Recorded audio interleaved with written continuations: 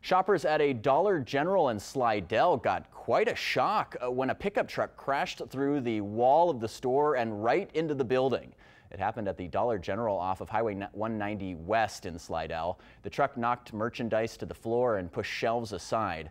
Fire officials did not say how many people were inside of the store or what exactly caused that truck to crash.